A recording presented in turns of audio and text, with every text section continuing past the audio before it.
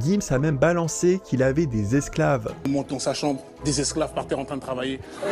Malgré tous ces red flags, Gims a quand même trouvé Diddy humainement très bon. Super gentil, humainement, super gentil, tac tac tac. Il vous prend dans les bras. Et il a même enregistré un remix avec lui. Ce qui interpelle vraiment dans cette affaire, c'est que Gims est parti rejoindre Diddy seul dans sa chambre d'hôtel à 1h du matin.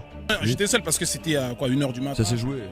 C'est une manière assez atypique de se rencontrer. 7 mois après leur remix, Gims lançait sa carrière en solo, une carrière explosive. C'est triste à dire, mais plus rien ne va.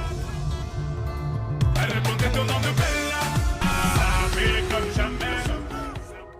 Ça peut sembler n'être qu'une coïncidence, mais retenez bien cet incroyable timing pour la suite de la vidéo. En ce qui concerne Diams, des 3 artistes, c'est clairement celle qui est la moins reliée à Diddy.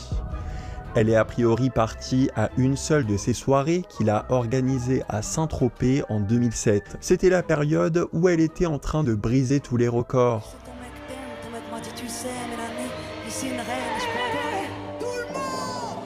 Elle avait l'air heureuse, en train de vivre le rêve de toute sa génération. Elle vivait dans la richesse, le succès, la notoriété.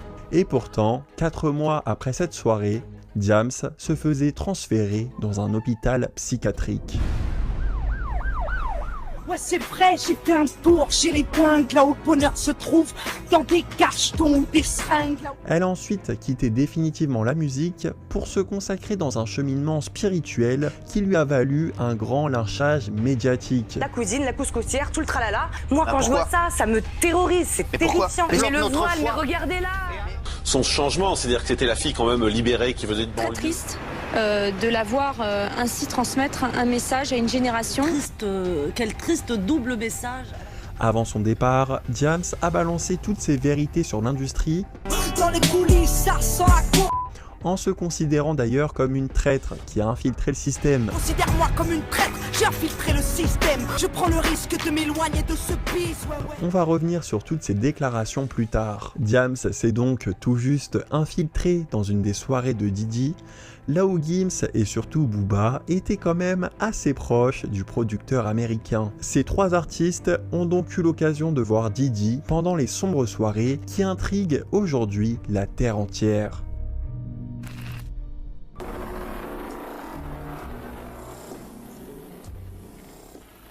Aux États-Unis, les célébrités semblent vouloir effacer discrètement